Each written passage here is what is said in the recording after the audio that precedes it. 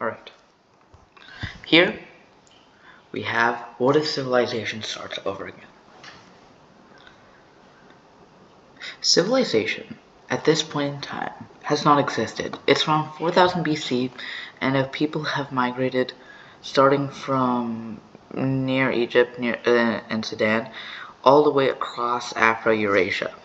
However, the first civilization starts right here in the Bosphorus Strait. Alright. The first civilization starts right here in northern Turkey as it crawls around the coast. The people here barely have a government, and it's largely city-states. As they hop along the coast, primarily on fishing. I'll clean up these borders in a second. However, as they try to venture across the Bosphorus Strait, the new civilization doesn't like the old civilization. It's hard to supply resources to them and keep them afloat. So they eventually declare their independence.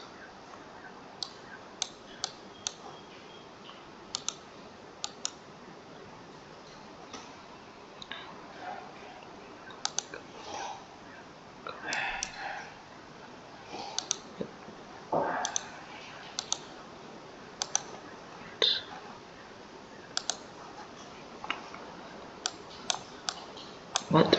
Okay. I'm trying to figure this out.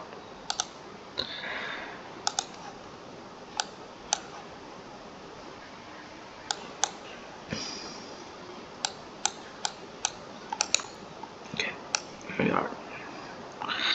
This blue society has more authoritarian government and won't take anything from their predecessors. They have much stricter laws and a much more rigid society.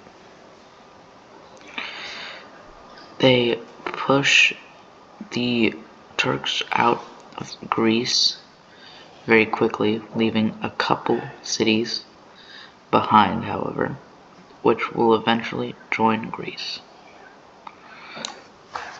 They have one civilization far out, and they will begin to try reaching out to them. However, they have some problems with the terrain, and many get lost trying to get there. And every new city that they try to create tries going to the more chilled Turk-style government, and the Greeks have to regularly quash these rebellions. Eventually, most Greeks understand that this Turkic government won't last long, and they eventually start planning a liberation. However, before they do that, they need to grow their empire. So, they quickly push out in society. So we're seeing the much more authoritarian Greek government and the much more chillaxed Turkic government. However, the geography of Turkey is not very nice, and they eventually run into some problems. They want to go north because, from what they've noticed, especially because of the mountains that are up here, this area is a lot more green, a lot more arable, and a better environment for everyone. So they slowly creep up the Black Sea, creating small city-states as they go along. And the population of any city is not over 1,000, even the capitals of these countries in Thessaloniki and and the Asian side of, actually no, and like Ankara, where the other capital is. So they slowly creep over the coast until they reach a small strait to go into Crimea. Now, they know what happened last time they tried passing the strait, and they know that they're not going to be able to as easily help their people. So instead of going to Crimea, they go north, following this lake.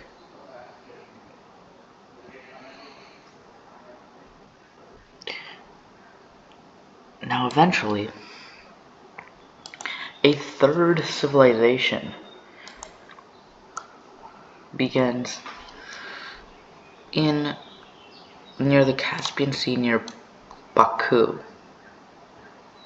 I don't know.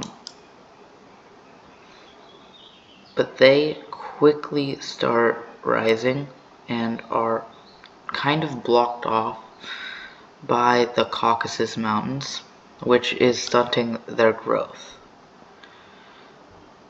So they're getting blocked off by the Caucasus Mountains, but eventually they make contact with them and start a trading supply line.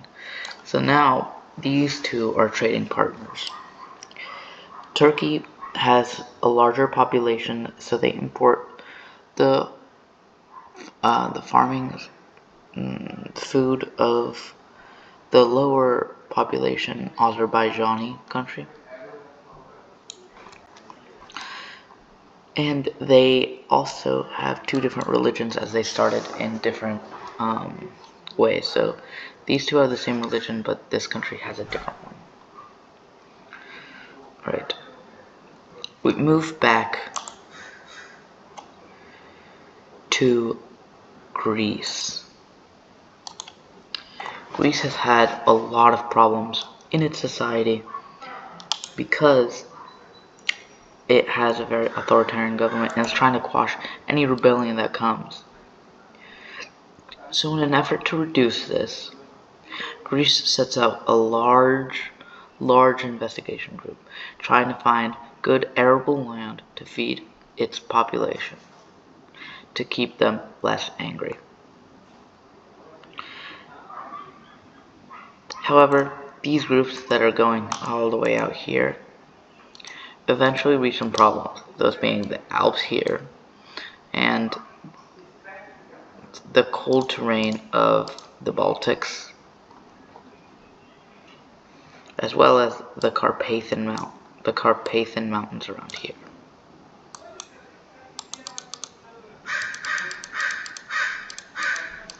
Sorry for the bird noises. There's a bunch of crows outside. So they eventually find the best line and create some city-states along it, attempting to make a trade route like Azerbaijan, thinking that there might be civilizations somewhere over here. And they'd be right. There is a civilization out there, and it is right along the Black Sea. It has a very spread out government, even more so than Turkey, and when the Greeks find it in their expeditions, they know they can easily take it over as a win for their communities, increasing nationalism. So it's actually this group that first takes Crimea. Oh, oops.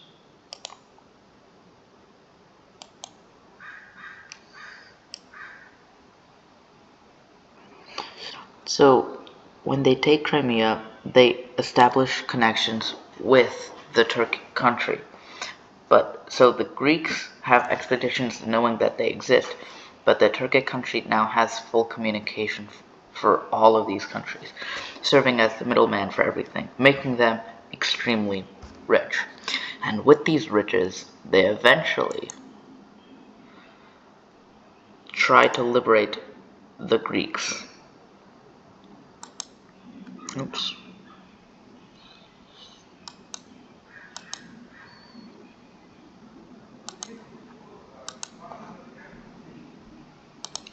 So as they try to liberate the Greeks, they start from the Bosphorus Strait and go up towards Bulgaria, taking key cities that has civilizations around them. Like, in this case, a city near Sofia, Bulgaria. They reach out into Macedonia, taking everything. However, in exile, well, no, that's where their capital is, in Thessaloniki, somehow survives. I can't take. And random cities rebel regularly, trying to survive as well.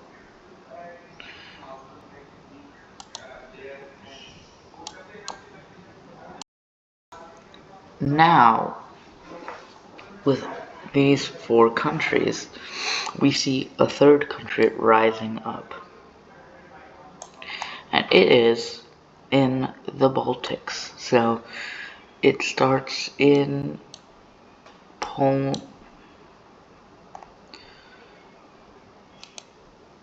It starts in Poland. Wait, what? It starts in Poland / Lithuania. And eventually creeps itself up through the coast and meeting up with Estonia. Now, these people do not have farms, and their arable land is extremely low, which is a problem for them because their population is much higher than they can supply. So they believe that there must be civilizations south that have evolved from hunter-gatherers. So they send expeditions south, trying to find somebody. And at some point, they give up, but they've established key cities in these areas. And they think it's only a matter of time, if they're not the only civilization, for someone to find them.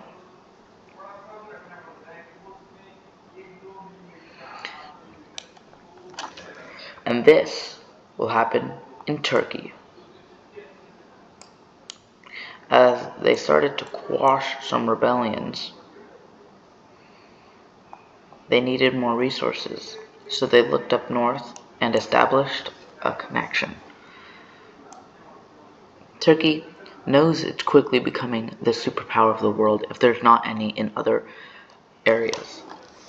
However, they're still very technologically poor, unlike the green country over here.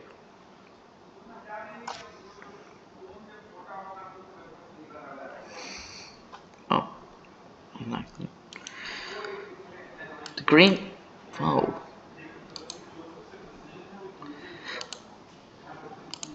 The green country, which is like Azerbaijan, knows what it has and knows that it's likely the most technologically advanced country in the world. And they think that they are undefeatable and ultra powerful. So they begin to get cocky and start brazenly sending their people out with very little supplies. And most of them die, which causes their work to be forgotten. Now, even though they have better technology, they can't keep their people alive without food. And through these mountains that are much harsher for any other civilization to get through. However, it then decides to follow the coast, and this quickly becomes a desert. So they cut off everything and try to settle where there's actually arable land and there is a society to live. So they start grabbing up random resources and eventually bump up against and having actual territorial disputes for the first time against another country in this area over here. The Azerbaijani country believes that it should have access to the Black Sea, But the Turkic country knows that it needs access to its northern territory to prevent it from being another Greece. So this is causing a lot of unrest between these two countries, and eventually the supply line is completely closed off. So this causes Azerbaijan to be completely separated from the rest of the world.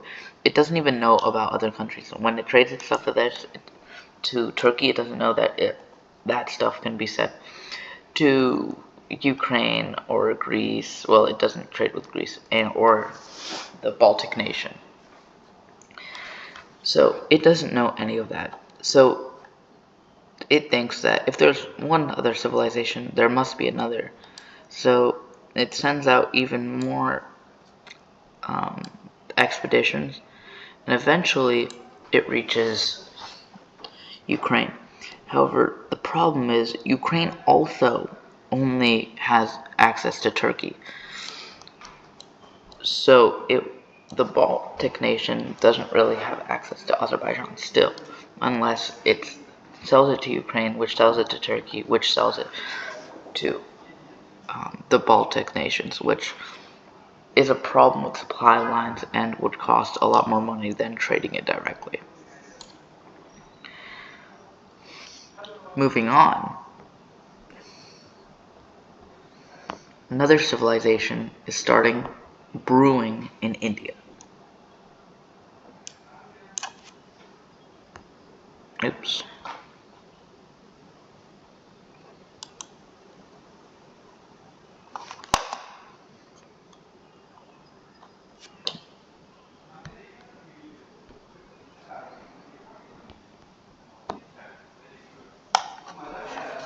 Right.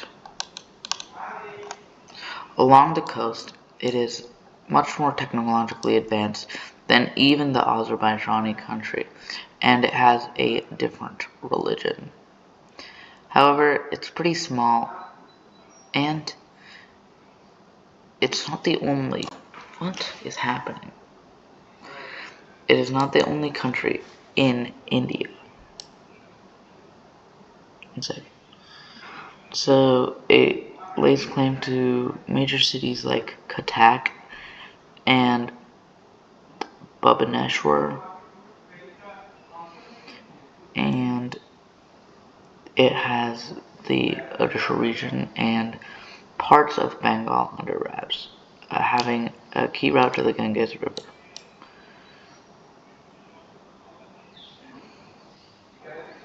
However, this is not to go unnoticed, because there's another country near there in southern India who has access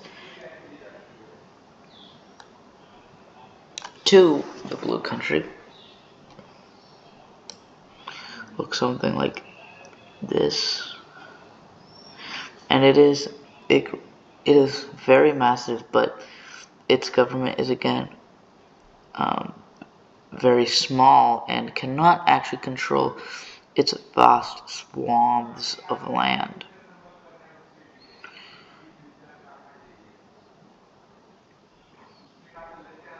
So it claims all of this, but its actual civilization is only along this line, the trade route between this higher technology country in India and this trade country.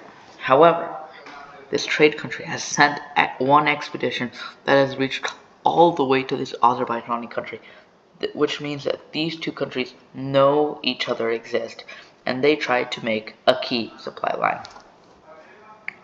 So the Indian country goes first and reaches out to Azerbaijan, following the coast as best as it can across Gujarat until it reaches like modern day Pakistan. And oh,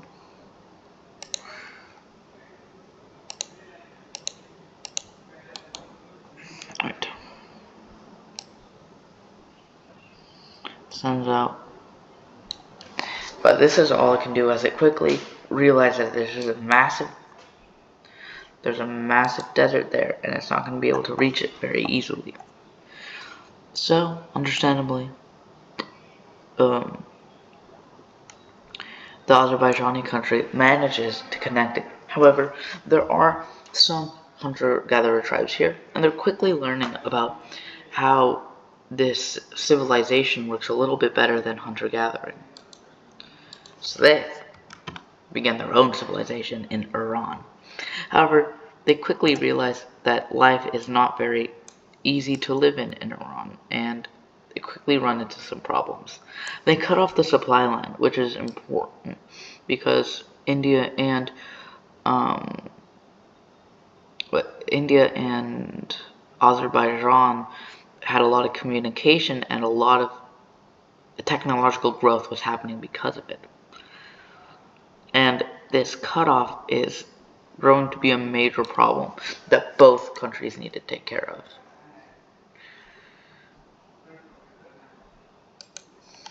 On the other side of the world,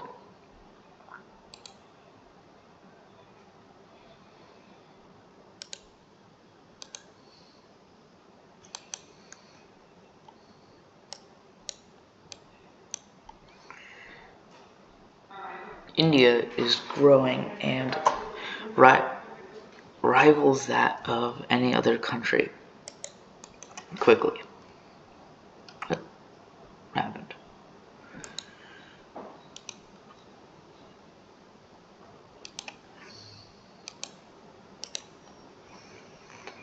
Alright. So it quickly moves along the Ganges Delta and into Myanmar. However, it's not done there, because it sends expeditions out and realizes that this is very arable land, and it lays claim to nearly all of it, and the foothills of the Himalayas. So they follow the Ganges River, the Ganga River, or whatever, down to a stream where it already knows it goes out. So it becomes a fairly massive country, and it follows the other Bhubaneswar River out there and connects its territory here. So the other India, realizing that it might lose its supply line, began to have friendly relations with it, and eventually decides to become its pretty much puppet state. But then India requires that a much easier supply line must be given to it, so it can be supplied directly from Azerbaijan. However, India doesn't care that there's a sovereign nation in the way, so it raises up an army, just like Turkey, and begins to scale a massive invasion. The invasion happens in around 3000 BC, and it absolutely decimates this Iranian country, which, although it had a more militaristic hunter-gatherer lifestyle, still cannot handle the massive amounts of population that is going through here, and eventually reaches a supply line. However, then this country soon gains its independence, and the Indian country accepts this because it just needs a puppet to have its supply line be controlled. So this will be a light teal country, I guess.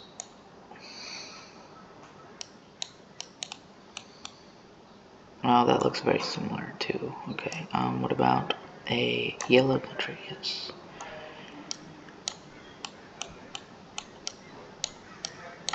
What? Alright.